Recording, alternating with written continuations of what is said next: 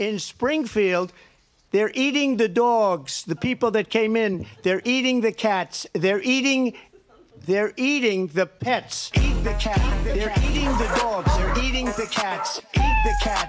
Eat the cat. They're eating the cat. On se demande parfois comment il est possible de croire aux fake news. En tout cas, en ce qui nous concerne, ça ne nous arrivera jamais.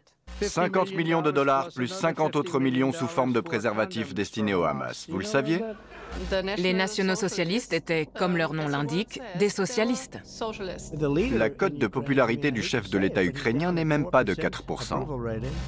Le conflit ukrainien, son escalade et le nombre croissant de victimes relèvent de l'entière responsabilité des élites occidentales. Parfois, il est très facile de croire à un mensonge. En tant que journaliste russe, j'ai souvent été confrontée à des déformations de la vérité. Et j'ai moi-même lutté à maintes reprises contre les intox. Mais en cette 4e année de guerre en Ukraine, j'ai constaté que l'épidémie de fake news était bien pire que nous ne le pensions. Mais est-il seulement possible d'y mettre un terme? Voilà Viktor Orban. La Hongrie d'abord, les Hongrois d'abord. Cette élection a été truquée et on nous l'a volée. Plus que jamais, le monde a besoin de journalistes.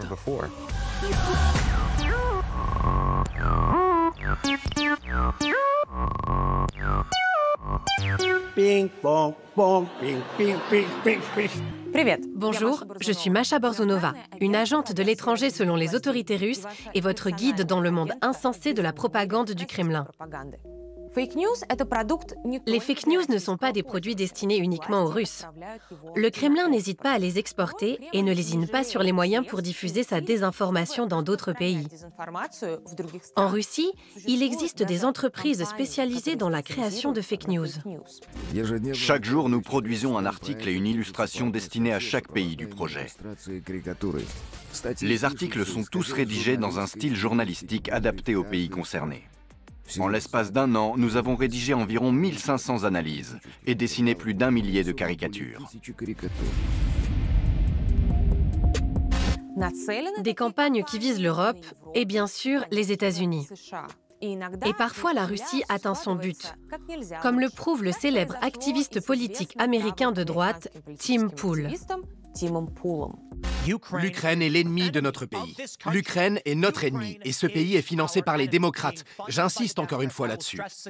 Actuellement, l'un des plus grands ennemis de notre nation, c'est l'Ukraine. Tim Pool faisait partie, aux côtés d'autres influenceurs politiques ultra-conservateurs, du réseau de la société de production Tenet Media. En septembre, 2 mois avant les élections présidentielles, le ministère américain de la Justice a porté plainte contre 2 responsables de médias russes, collaborateurs de la chaîne publique Russia Today. Ils auraient versé 10 millions de dollars à Tenet Media pour qu'ils diffusent les récits du Kremlin. Des influenceurs ultra-conservateurs suivis par une large audience ont ainsi diffusé de la propagande en étant payés par des responsables de grands médias russes. Tim Pool et d'autres blogueurs ont affirmé qu'ils n'en savaient rien. Pourtant, peu après, Tenet Media a cessé d'exister. Donald Trump adore qualifier les journalistes et les médias qu'il n'aime pas de colporteurs de fake news. Ils propagent tous des fake news par là-bas, énormément de fake news. Ils étaient malhonnêtes, voilà pourquoi j'ai dit qu'ils diffusaient des fake news. Ces colporteurs de fake news me demandent constamment ce que je vais faire. Depuis sa réélection, la lutte contre les médias semble avoir atteint un tout autre niveau aux États-Unis. Le média public Voice of America a été créé il y a plus de 80 ans pour lutter contre la propagande nazie.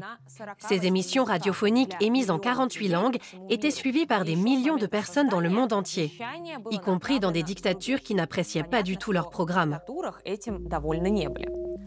Déjà dans le collimateur de Trump lors de son premier mandat, la société a récemment dû cesser ses activités suite à un décret présidentiel.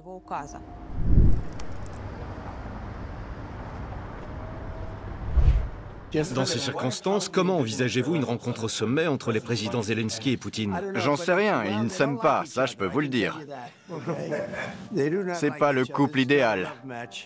Et c'est hélas pour cette raison que M. Zelensky se trouve dans cette situation. Bonjour, ici Misha Komadowski, correspondant à la Maison-Blanche pour Voice of America. Misha Komadowski, correspondant de la Maison-Blanche pour Voice of America en russe. Donald Trump semble vouloir faire une déclaration et nous sommes dans l'expectative. Je vous souhaite un joyeux 4 juillet. C'était Misha Komadowski pour Voice of America à Washington. Je suis né et j'ai grandi en Ukraine. Depuis 2019, je vis aux États-Unis et je travaille pour Voice of America. Ce bâtiment, juste derrière moi, représente 6 ans de ma carrière professionnelle. C'était le quartier général de Voice of America, ici à Washington. Environ 1500 personnes sont touchées par la fermeture de Voice of America. Nous avons été invités à revenir ici pour rendre tout notre matériel, ainsi que nos accréditations. J'ai ensuite été escorté au 3e étage, où se trouvait notre salle de rédaction. On m'a laissé récupérer mes effets personnels sous la surveillance d'employés des ressources humaines. Ça a été un moment difficile.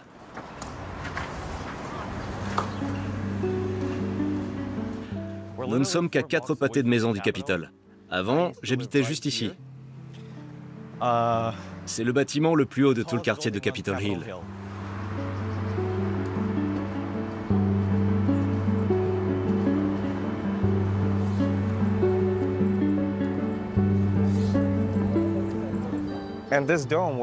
C'est ici qu'ont eu lieu les émeutes en 2021.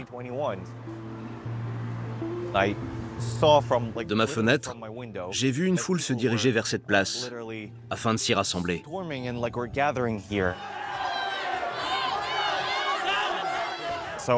Je suis tout de suite venu ici en courant avec un micro et mon téléphone portable.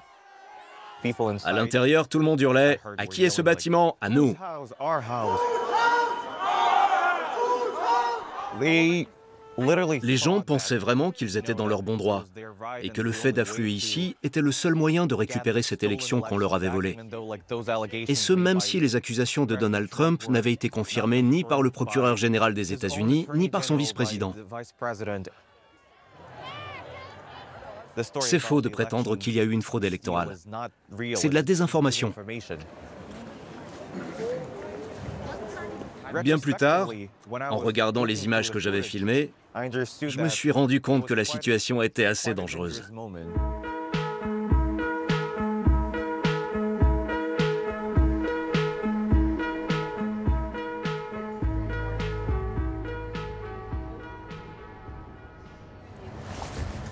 Comment tu vas? Super.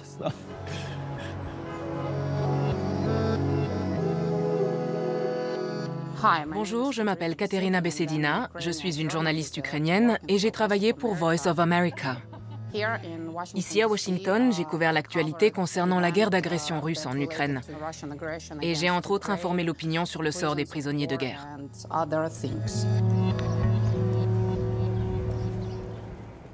Voice of America représentait l'un des rares médias alternatifs face à la propagande d'État du Kremlin. On couvrait l'actualité en russe. Nos reportages s'adressaient en premier lieu à des personnes russophones, pour les informer du sort des Ukrainiens dans les territoires occupés.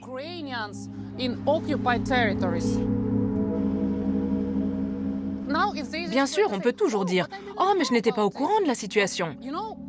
Mais dans ce cas, c'est que vous ne vouliez pas être au courant, car notre travail consistait à divulguer de nombreuses informations.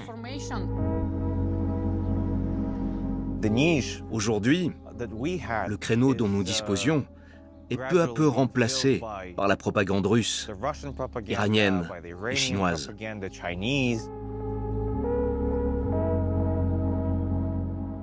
Lorsque mon contrat arrivera à échéance, je devrais quitter les États-Unis et rentrer dans mon pays, en Ukraine. Pour l'heure, les Russes n'ont pas encore bombardé mon immeuble. J'ai toujours un appartement dans lequel je pourrais vivre, ce qui me rend plutôt heureuse. Mais toi, tu vas beaucoup me manquer. Énormément même.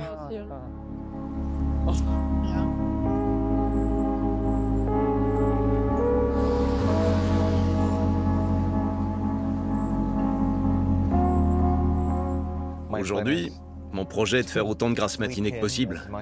Pendant des années, quand je travaillais pour Voice of America, Dormir était un luxe. Voilà pourquoi j'ai tout simplement envie de faire une pause, de prendre le temps de souffler. Ensuite, je chercherai un autre emploi.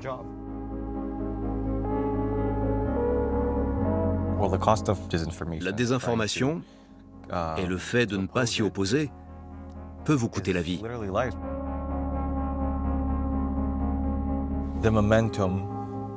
La dynamique à laquelle nous sommes confrontés actuellement me maintient en éveil. Ça me rend fou autant que ça m'enthousiasme. Car aujourd'hui, plus que jamais, le monde a besoin de journalistes.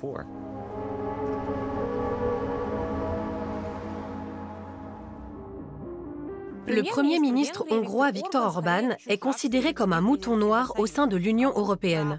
Et ce, même si les sympathisants ultra-conservateurs du monde entier l'admirent. Pourtant, selon les experts, sa transformation de la Hongrie en une démocratie illibérale serait un exemple d'autocratie. Depuis le début de la guerre en Ukraine, la Hongrie n'a cessé de vouloir bloquer le soutien que l'UE apporte à Kiev. Et Viktor Orban utilise la désinformation pour justifier sa position. L'Empire européen ne cherche pas à aider l'Ukraine, mais à la coloniser. La guerre est un outil de colonisation. Et les dirigeants européens ont décidé que l'Ukraine devait poursuivre cette guerre, quoi qu'il en coûte. D'après certains politologues, la désinformation serait l'un des principaux leviers utilisés par Viktor Orban pour asseoir son pouvoir en Hongrie. Et visiblement, ça marche.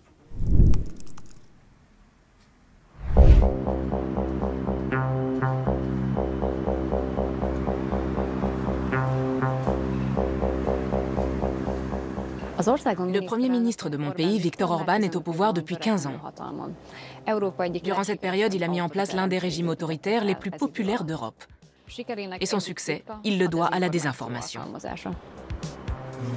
Bruxelles se prépare à la guerre, mais la Hongrie s'accroche à la paix. Voilà ce qu'a déclaré Viktor Orban ce matin. Certains pays européens et les bureaucrates de Bruxelles veulent la guerre. Mais la Hongrie est fermement attachée à la paix et n'entrera dans aucun conflit, même si le reste de l'Europe en décide autrement. Bonjour, je m'appelle Dorka Takaci. Je vis en Hongrie et je suis chercheuse dans le domaine de la désinformation en Russie et en Hongrie. Les faits sont assez évidents. Et la situation en Hongrie est unique, car l'appareil médiatique de l'État ne fait que reprendre la propagande russe. Nombreux sont ceux qui croient au discours du gouvernement hongrois et sont persuadés que c'est l'Ukraine qui a déclenché cette guerre avec la complicité de l'OTAN.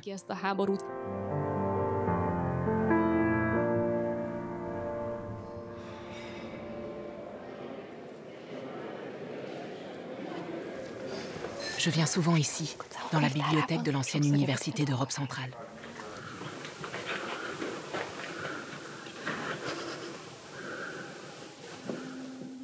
Grâce à une bourse, j'ai pu déménager en Russie pour y faire mes études. J'ai adoré vivre là-bas et j'étais fascinée par la culture et l'architecture russe. Pendant mes années là-bas, j'ai constaté que leurs médias fonctionnaient vraiment différemment. Leur arsenal de propagande imposait certains récits à la population avec une force incroyable. Lorsque je suis rentrée en Hongrie, j'ai commencé à m'y intéresser de plus près. Et j'ai fait un constat terrifiant. Je me suis rendu compte qu'il existait des similitudes entre la Hongrie et la Russie. D'un côté, je suis passionnée par mes recherches sur la désinformation en Hongrie parce qu'il y a beaucoup de matériel à exploiter. Mais de l'autre, ça peut aussi être très déprimant.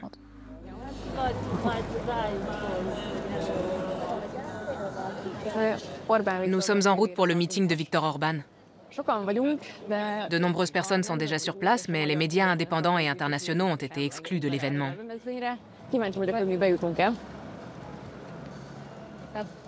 Je me demande si on va réussir à y accéder. Franchement, ça me rend un peu nerveuse. Je suis aussi curieuse de savoir ce que les gens vont penser de son discours. On passe par là ou on fait le tour ?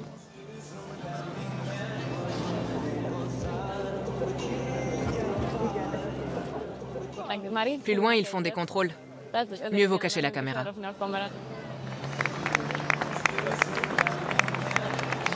Et voilà Viktor Orban, l'homme que tout le monde attend.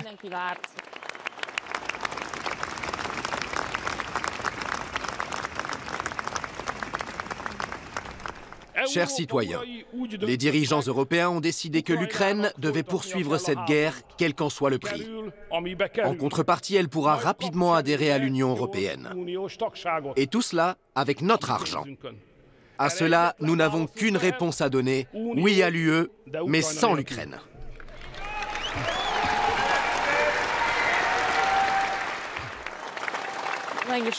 On vient déjà d'entendre plusieurs déclarations totalement fantaisistes. Après cette célébration, nous pourrons commencer notre grand nettoyage de printemps, car les punaises ont survécu à l'hiver.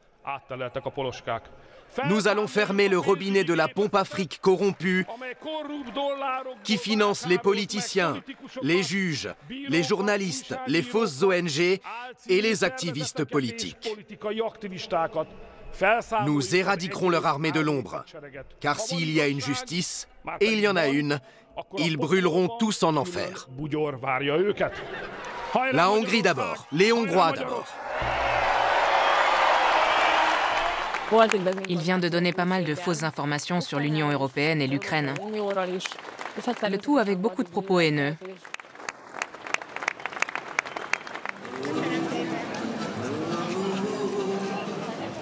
Qu'avez-vous apprécié dans le discours de Viktor Orban? J'ai aimé le fait qu'il veuille la paix. Vous pensez aussi que l'Ukraine est responsable de cette guerre? Qu'est-ce qui l'a déclenché? Il n'aurait pas dû défavoriser les minorités russophones. L'Ukraine aurait dû rester neutre. Sur les réseaux sociaux, tout ce qu'on lit ne concerne que 3 pays, l'Ukraine, la Russie et les États-Unis. Les gens devraient davantage aller sur les nouvelles plateformes d'information pour se faire leur propre idée de la vérité. Ce qui m'a le plus surprise dans ce qu'on a entendu, c'est que les avis des gens étaient complètement incohérents. Il y avait même une personne qui se contredisait. À mon sens, le discours de Viktor Orban se reflétait vraiment dans les réponses qu'on nous a données. Bonjour. Notre société est composée de plusieurs groupes. Et la désinformation pousse ces groupes à se retourner les uns contre les autres. C'est comme si elle attisait leurs émotions et leur colère. La majorité des médias hongrois sont contrôlés par le gouvernement. Et ce n'est pas un hasard si le régime a développé un énorme appareil de propagande, certes coûteux mais très efficace pour imposer ses récits.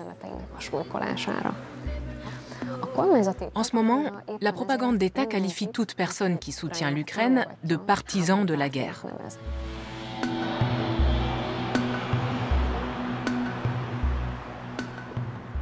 Voyons voir. Ceux qui financent la guerre devraient se sentir coupables car ils ont du sang sur les mains. Ce n'est pas parce qu'ils répètent quelque chose encore et encore que c'est vrai. Pourtant, en Hongrie, on entend ce genre de déclaration depuis des années. Et il n'y a jamais aucun fait pour prouver quoi que ce soit. On préfère parler de choses totalement fantaisistes, comme si c'était la réalité.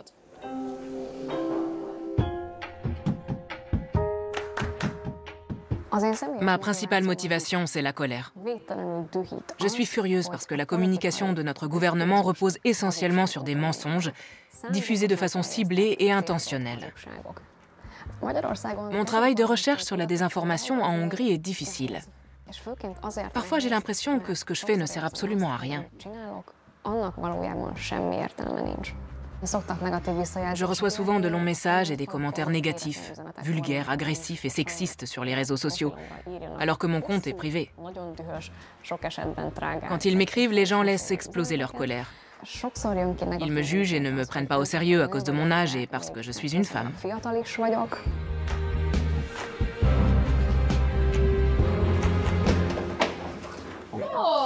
J'avais vraiment hâte de te voir. Salut!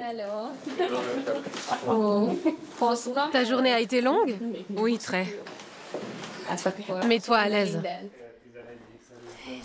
J'aime passer du temps avec mon frère et ma sœur. Ensemble, on peut vraiment parler de tout. On demande toujours à Dorka, donne-nous les dernières nouvelles en ce qui concerne l'actualité. Nos parents n'ont pas les mêmes sources d'informations que nous.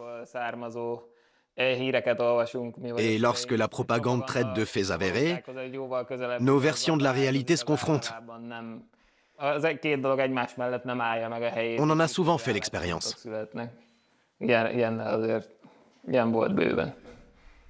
Je sais exactement ce que ces différentes sources d'informations signifient et ce que représente le fait de vivre dans deux réalités distinctes.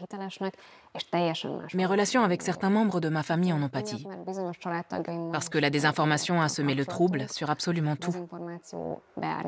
Et aujourd'hui, je ne peux plus aborder n'importe quel sujet avec n'importe qui. J'ai envie de croire que ce que je fais a un sens et que c'est important. J'espère qu'à l'avenir, les gens prendront davantage conscience des dangers de la désinformation et de la nécessité de la combattre.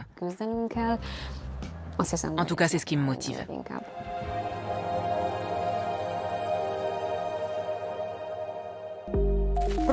L'an dernier, la Roumanie a connu 2 surprises de taille, et toutes les 2 étaient liées au même homme, Călin Georgescu, un populiste de droite opposé au soutien à l'Ukraine et sceptique quant à l'adhésion de la Roumanie à l'OTAN.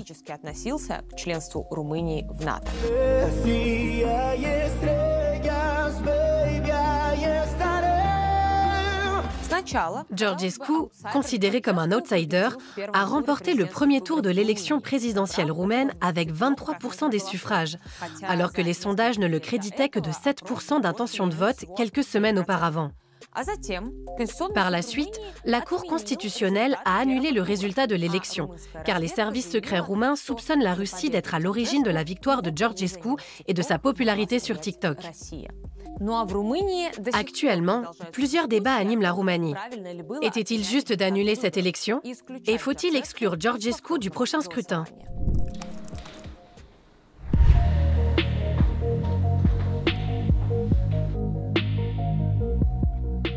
Me voilà en direct et prêt à passer avec vous ce merveilleux vendredi soir, alors que d'autres sont en train de boire et de faire la fête. N'hésitez pas à liker.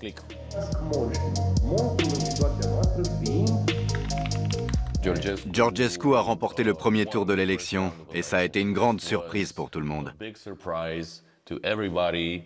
J'avais posté une vidéo sur YouTube à ce sujet et comme vous pouvez le voir, j'étais très étonné. Mais qui c'est ce type? Toi aussi, tu te sens emprisonné par l'élite politique? Alors va voter pour te libérer. La chance de la Roumanie, c'est la sagesse russe. Si les choses continuent ainsi avec l'OTAN, évidemment que nous n'aurons plus envie d'en faire partie. Pourquoi rester dans un club qui ne nous garantit aucune sécurité?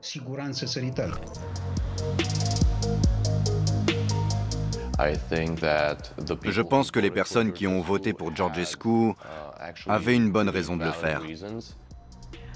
Ce sont des gens qui ont été déçus par nos institutions au cours des 35 dernières années.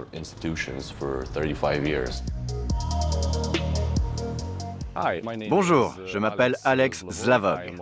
Je suis un créateur de contenu spécialisé dans les sujets sociaux et politiques.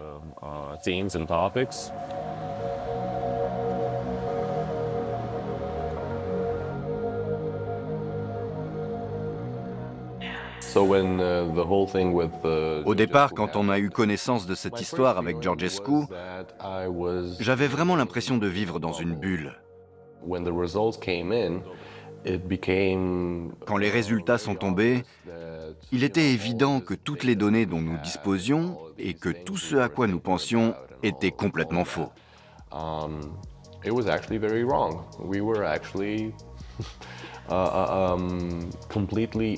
C'était comme si nous étions totalement indifférents aux habitants de ce pays.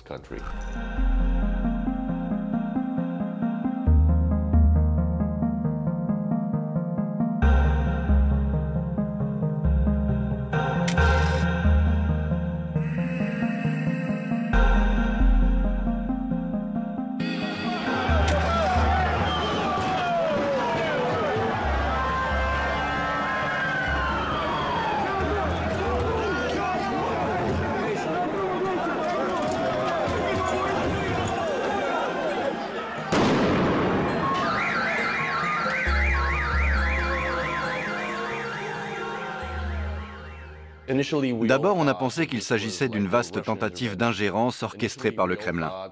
On a cru que les Russes avaient payé des influenceurs pour qu'ils publient telle ou telle information et qu'ils avaient mis en place des bots informatiques pour y parvenir. Mais nous n'en avons jamais eu la preuve concrète.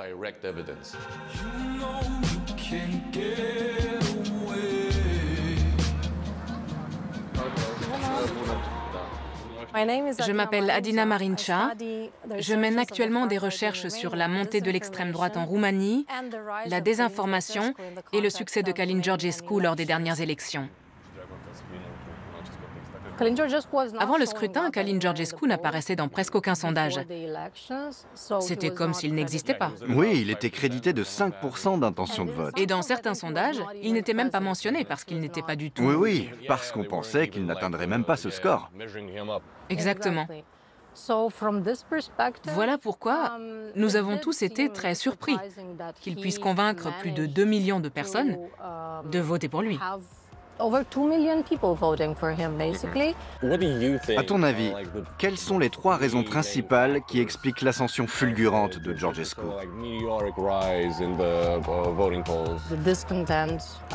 Tout d'abord, le mécontentement d'une grande partie de la société roumaine à l'égard de la classe politique actuelle.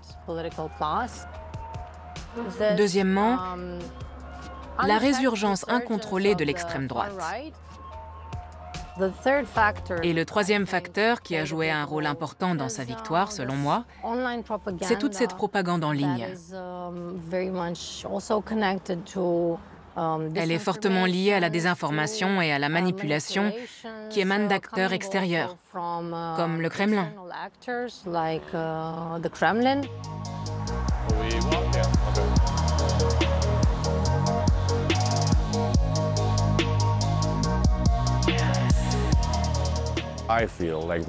La société roumaine est fortement polarisée entre un électorat urbain et un électorat rural.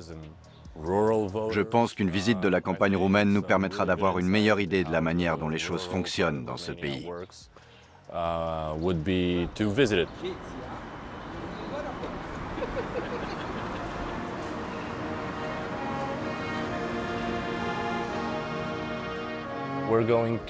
Je vais vous emmener dans la commune de Joița, où mon bon ami Vichinel s'est présenté aux dernières élections municipales.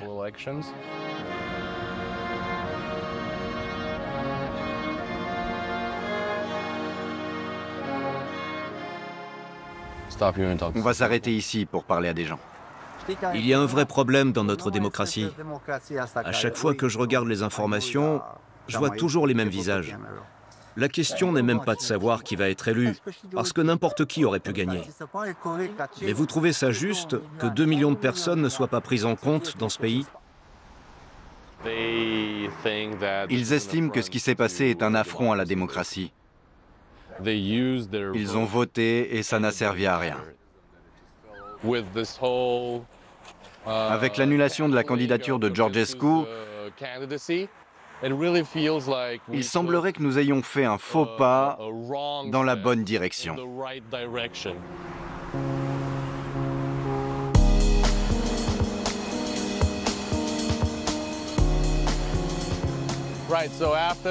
Après toutes les manifestations organisées par les partisans de Călin Georgescu au cours des derniers mois, un rassemblement a lieu aujourd'hui pour la première fois, afin de montrer notre attachement à l'Europe et à la démocratie.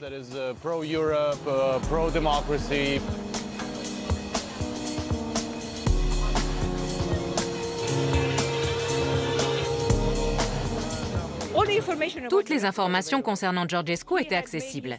Il a fait plusieurs déclarations sur Internet, à la télévision et un peu partout. Et il a manipulé l'opinion avec des propositions souvent très séduisantes. Moi-même, j'étais parfois d'accord avec lui, mais je savais qu'il n'allait pas tenir ses promesses, car certaines étaient insensées.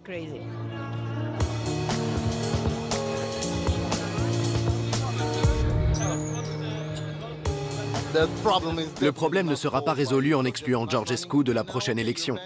Parce que si on l'interdit, qu'est-ce qui va se passer? Quelqu'un d'autre prendra sa place. Il a obtenu environ 2 millions de voix.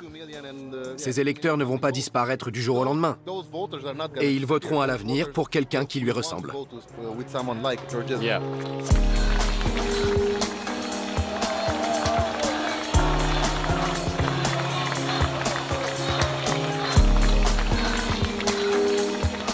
En ce qui me concerne, j'aurai espoir en l'avenir à partir du moment où nous serons représentés par des politiciens sincèrement préoccupés par le bien-être de l'ensemble du peuple roumain. Of all Romanian people.